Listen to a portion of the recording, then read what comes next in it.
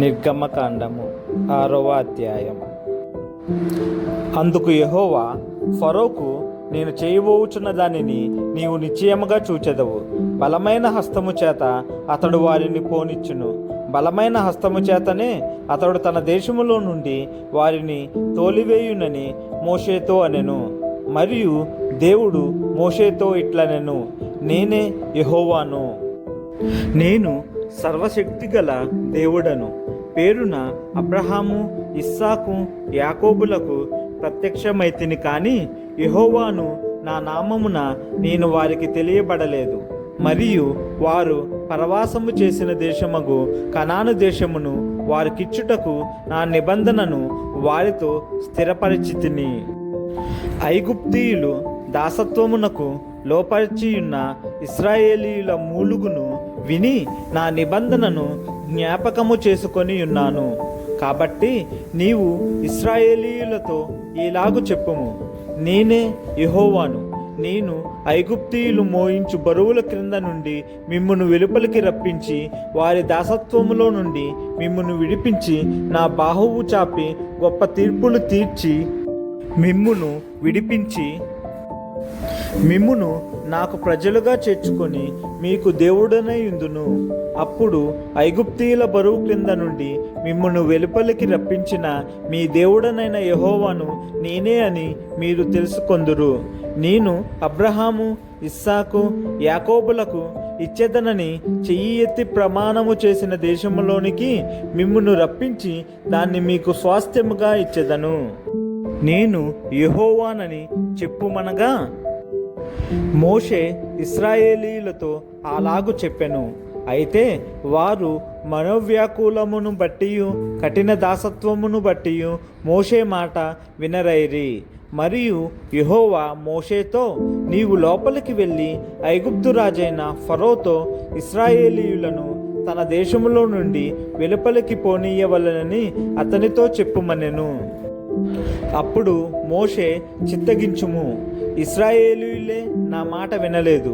మాట మాంద్యము గలవాడనగు నా మాట ఫరో ఎట్లు వినునని యెహోవా సన్నిధిని పలికెను. మరియు యెహోవా మోషే అహరోనులతో నిట్లనెను, ఇశ్రాయేలీయులను ఐగుప్తు దేశంలో నుండి తాము వెలుపలికి రప్పించుటకై ఇశ్రాయేలీయుల యొద్దకును ఫరో యొద్దకును వెళ్ళవలెనని వారికి ఆజ్ఞాపించెను. షిమ్యోను కుమారులు యెమూయేలు, యామీను, ఓహాదు, యాకీను, సోహారు, కనాను స్త్రీకి కుమారుడైన షావూలు. వీరు షిమ్యోను కుటుంబములు.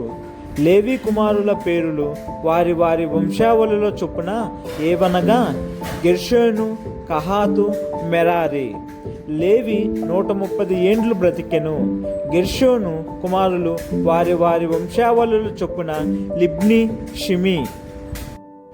కహాతు కుమారులు అమ్రాము, ఇషారు, హెబ్రోను, ఉజ్జీయేలు. కహాతు 133 ఏండ్లు బ్రతికెను. మెరారి కుమారులు మహాలి, మూషి. వీరు తమ తమ వంశావళుల చొప్పున లేవి కుటుంబములు. అమ్రాము తన మేనత్త అయిన యోకేబెదును పెళ్లి చేసుకొనెను. ఆమె అతనికి అహరోనును, మోషేను కనెను. అమ్రాము 137 ఏండ్లు బ్రతికెను. ఇస్సారు కుమారులు కోరాహు, నెపేగు, జిక్రి. ఉజ్జీయేలు కుమారులు మిషాయేలు, ఎల్సాఫాను, సిత్రి.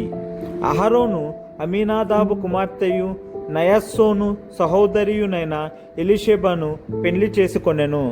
ఆమె అతనికి నాదాబును, అబీహును, ఎలియాజరును, ఈతామారును కనెను. కోరాహు కుమారులు అస్సీరు, ఎల్కానా, అబీయా, షాపు. వీరు కోరాహీయుల కుటుంబములు. అహరోను కుమారుడైన ఎలియాజరు పూతీయేలు కుమార్తెలలో ఒకతను పెళ్లి చేసుకొనెను. ఆమె అతనికి ఫీనేహసును కనెను. వీరు తమ తమ కుటుంబముల చొప్పున లేవీయుల పితరుల మూల పురుషులు. ఇశ్రాయేలీయులను వారి సేనల చొప్పున ఐగుప్తు దేశంలో నుండి వెలుపలికి రప్పించుడని యెహోవా ఆజ్ఞాపించిన అహరోను, మోషేలు వీరు. ఇశ్రాయేలీయులను ఐగుప్తులో నుండి వెలుపలికి రప్పించవలెనని ఐగుప్తు రాజైన ఫరోతో మాటలాడిన వారు వీరు. ఆ మోషే అహరోనులు వీరే.